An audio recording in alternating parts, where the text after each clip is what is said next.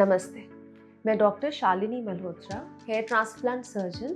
मेरी प्रैक्टिस दिल्ली और गुड़गांव में है।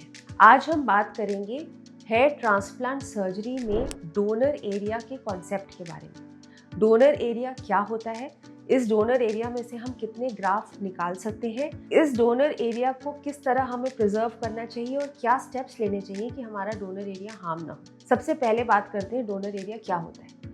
हेयर ट्रांसप्लांट सर्जरी में 2 स्टेप्स होते हैं, एक्सट्रैक्शन और इम्प्लांटेशन। एक्सट्रैक्शन मतलब आपके सिर के ये जो पीछे का हिस्सा होता है, ये हेल्दी हिस्सा होता है।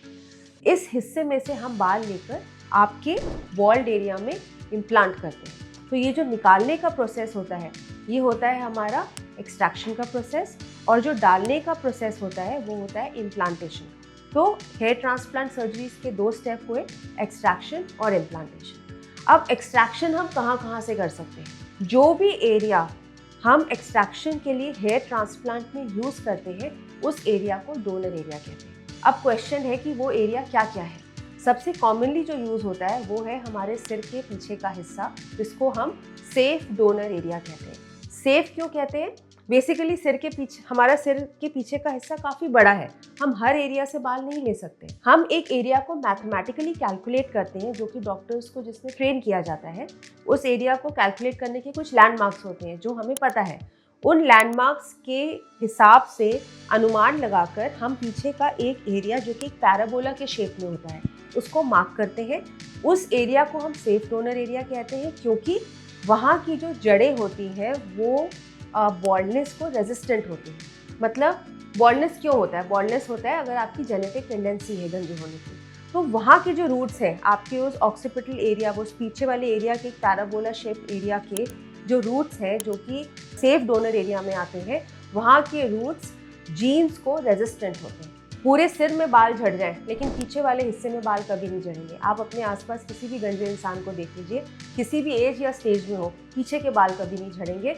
वो एरिया जो है जहाँ परमानेंट रूट्स होते हैं, वो हमारा सेफ डोनर एरिया होता है। इसके अलावा पीछे वाले एरिया को छोड़ के हमारा दूसरा डोनर एरिया हो सकता है हमारा बियर्ड एरिया। कईयों के सिर पे कम बाल होते हैं पीछे, उनको ग्राफ्ट ज़्यादा चाहिए, तो हम बियर्ड से भी निकाल सकते हैं। जिनके बॉडी में बहुत हेयर है, उनके चेस्ट से और बैक से भी बाल निकाले जा सकते हैं। ये हो गया donor area in hair transplant and the concept of safe donor area.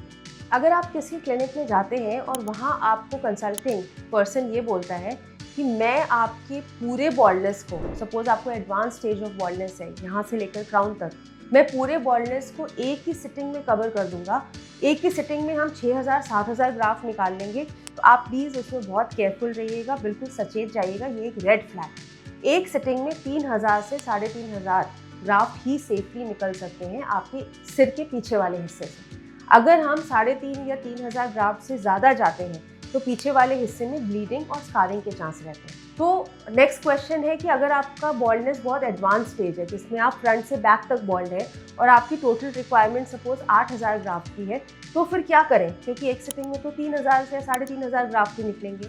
ऐसे केस में एडवांस्ड FUE टेक्निक से आप 2 से 3 सिटिंग्स, मतलब मल्टीपल सिटिंग्स में 7000 से 8000 ग्राफ आराम से निकाल सकते हैं। आपके डॉक्टर को आपको ये समझाना चाहिए कि एक सिटिंग में हम 3000 निकालेंगे, अगले सिटिंग में हम उसी एरिया से और 2.5 से 3000 निकालेंगे, और रिमेनिंग ग्राफ्स हम आपके सिर और दाढ़ी या चेस्ट या किसी और डोनर एरिया से कंबाइन कर तीसरी सिटिंग में निकालेंगे। ऐसे जब हम मल्टीपल सिटिंग्स में ग्राफ्स एक्सट्रैक्ट करते हैं तो आपके डोनर एरिया में ब्लीडिंग और स्कारिंग नहीं होती है, डोनर एरिया सेफ रहता है और उसकी हीलिंग भी बहुत अच्छी होती है। तो ये आपको ध्यान रखना है। नेक्स्ट क्वेश्चन हमारा ये था कि भाई एक सिटिंग में हम एरिया को कवर करने के लिए कितने ग्राफ्स निकाल सकते हैं। इसका मैं आपको बता चुकी हूँ कि एक सिटिंग में हम 3-3500 से ज़्यादा नहीं जाने चाहिए हमें, और अगर हम ज़्यादा हमें रिक्वायरमेंट है तो हम मल्टीपल सिटिंग्स में वो ट्रांसप्लांट कंप्लीट कर सकते हैं, डोनर एरिया को सेफ रखते हैं। तो खाली इम्प्लांटेशन मतलब खाली आपका रिजल्ट, जो आपकी बॉल्ड एरिया को बाल लगा के कवर किया जा रहा है, वो रिजल्ट ही खाली इम्पॉर्टेंट नहीं है।